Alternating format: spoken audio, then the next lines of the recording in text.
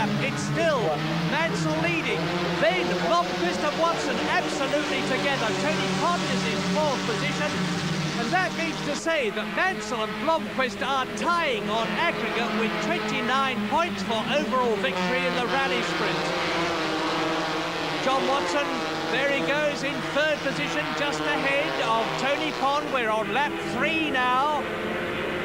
This is the third of 10 laps. They've gone round Redgate. They're into now Mansell, Watson, and there, sandwiched between them is Stig Blomqvist. Tony Pond still in that fourth position. And Tony Pond has got to improve if he wants to win overall, which of course he does for the fourth year in succession, as Nigel Mansell comes round the right-hander almost at the end of another lap. Then Blomqvist still in second position. Then John Watson tucked up almost on his boot lid. Tony Pond there in the light-coloured car in fourth position. As a railway train with 4 carriages, they come into the top straight, down to the chicane. Mansell and Blomqvist now tying on points. And they're in line abreast as they go into the right-hander. And Pond is right up behind them. And Watson goes through. Watson on the grass. Watson takes the lead. Up into second place goes Pond. Down to fourth position goes Nigel Mansell. What an incredible drive. Into Redgate now, and it's Tony Pond in the lead. This is the best race in rally sprint we've ever had. It's Pond leading, Watson second, Blomqvist third, Nigel Mansell in fourth position, and Tony Pond is leading on aggregate now. He's got his place where he thinks he ought to be. He's leading the race, he's leading the rally sprint on aggregate, having won in 1982, 81 and 1980. Rally driver leads. Grand Prix driver John Watson is in second place. Mansell is up into third. Nigel Mansell is up into third position ahead of Blomqvist.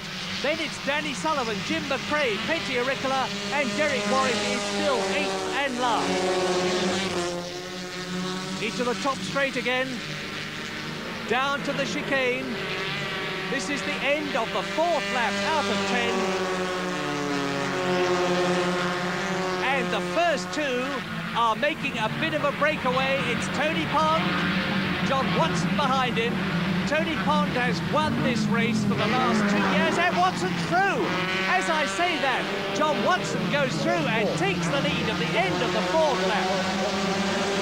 In this 10-lap race, the calm, cool, collected John Watson puts all his Grand Prix experience on the line, and now Tony Pond goes through on the inside. This is the half distance, lap 5.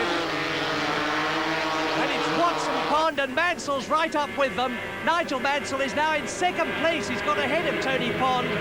That means to say that Pond is on 30 points now. Mansell is on 29 points. It's that close as Watson leads.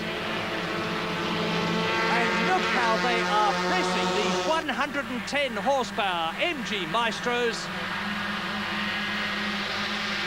And Mansell's going to try for the lead. It's still Watson leading. Lap 5.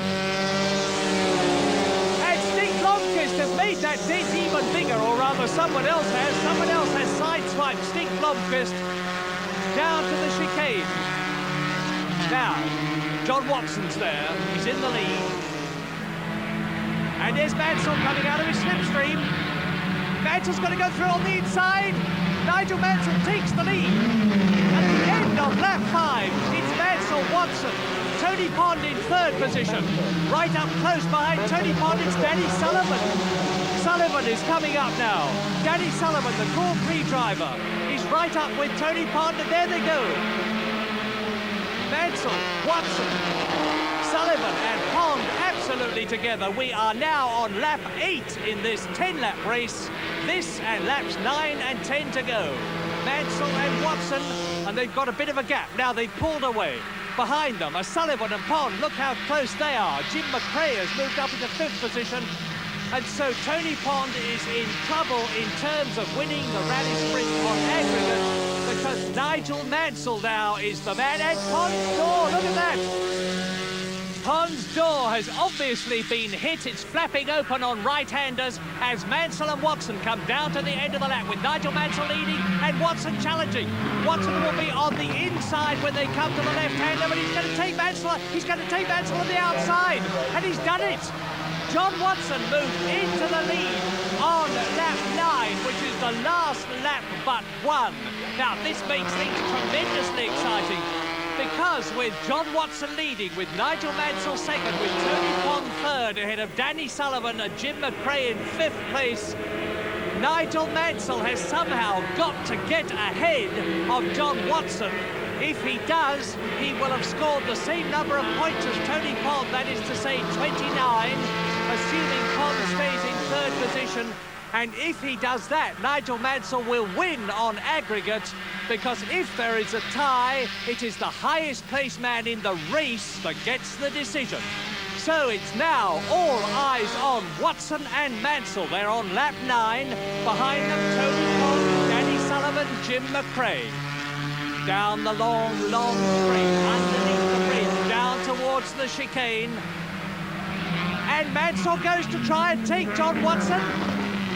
Watson holds the lead. Into the last lap, John Watson is leading. Tony Pond is in 3rd place with that flapping door. Behind him, Danny Sullivan and Jim McRae. There is Stig Blomqvist in 6th position, and look at his car. Into Redgate.